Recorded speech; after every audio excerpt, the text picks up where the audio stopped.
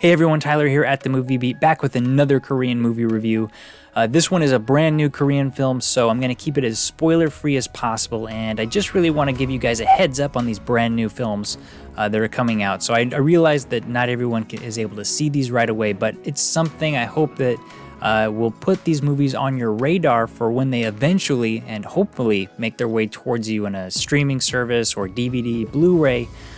Hopefully, especially if it's something that you're interested in. So I was just able to check out the brand new Korean film called The Day I Died. It stars Kim Hye-soo, Jung-eun, and Noh Jeong-ee. So those are basically the main actors, and I just got to say up front that this is turning out to be quite a year for women in Korean film. And I say that because I'm looking at the list of pretty much all the Korean films that I've seen this year, and I am very impressed with what I'm seeing as far as the women representation in these films. Not only do we have several that are directed by women, but films like Innocence, Diva, this one, The Day I Died, Baseball Girl, Intruder, OK Madam, Night of the Undead, even the recent Samjin Company English class. I'm just like, wow, this is definitely a great year for women in cinema, and I'm happy to report that this one of my favorite Korean actresses, Kim Hye-soo, really delivers. And this one is going to be a bit, it's going to be a personal preference on how you guys like films, because this is a very bleak, gloomy police procedural film that has a lot of dark feelings in it and themes. The acting is really through the roof. I had a few issues with some of the story, but overall it was extremely solid. So let's get into the story real quick on The Day I Died. As the career policewoman, now detective, Hyun-soo, played by Kim Hye-soo, emotionally works through a looming divorce with her husband that's beginning to interfere with her career, she takes up a cold case involving a reported suicide of a teenage girl named Sejin, played by Noh Jeong-ee, whose body was never recovered. Hyun-soo's investigation takes her to an island where she learns the girl was being kept under surveillance pending an investigation into her father's illegal dealings. Island locals report the girl jumped from a tall rocky perch into the ocean before a typhoon came and likely washed her out to sea.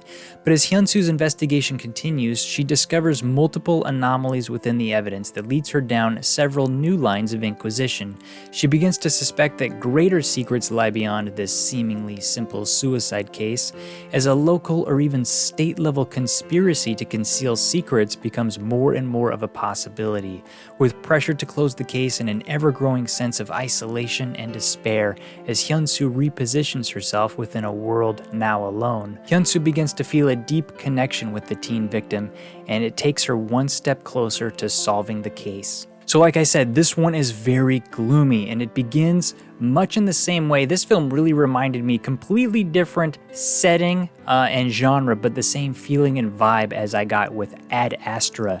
If you guys saw that one with Brad Pitt, a lot of that film dealt with a lot of depression, isolation, feeling of loneliness, or lack of self-worth, and I feel like this movie really begins on that exact same tone as the actress Kim Hye-soo, who plays the detective in this one, is working through a very rough divorce with her husband. And it's really, similar inner monologue as, she's looking out a window to begin this whole investigative case. So it sets the tone really quick for how this movie's going to go. And dealing with a teen's suicide, just the subject matter, you couldn't ask for a darker subject. But the actress is so reliable, and she really just plowed it through and really delivered on so many levels. And I was really satisfied with her performance. And like I said, I'm a big Kim Hye-soo fan. I've got a lot of reviews on my channel.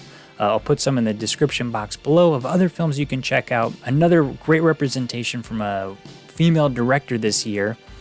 This one was directed by Park Ji-wan, and she really stacked her cast with just professional, more, I would say, veteran actresses here in Korea. Again, just wow. So many women powerful roles in this film. Very impressive just on that front alone, because it is very rare, at least in my experience, to see a film like this where you have a woman detective who's really going through the steps that you would normally see with like male-dominated detectives going through kind of a homicide or, you know, potential homicide type case when there's a death on the line. So it was really cool to see. She really plays the detective role really well, if not just a little bit bleak. So that's just a tonal thing. Some of you guys are gonna know, well, probably everyone is gonna know one of the supporting actresses in this one, Jung-eun. She was the maid in Parasite, who was discovered, I think, on a local stage play here in Korea. So a big part for her. It's great to see her in another film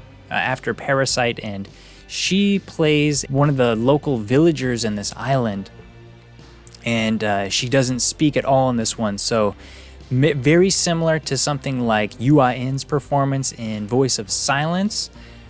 Blew me away just how good of a performance it was for really no lines of dialogue. Just incredible what these actors here in Korea are able to do. Also, the girl who actually plays the suicide victim, or the supposed suicide victim in this film, I've never seen her before.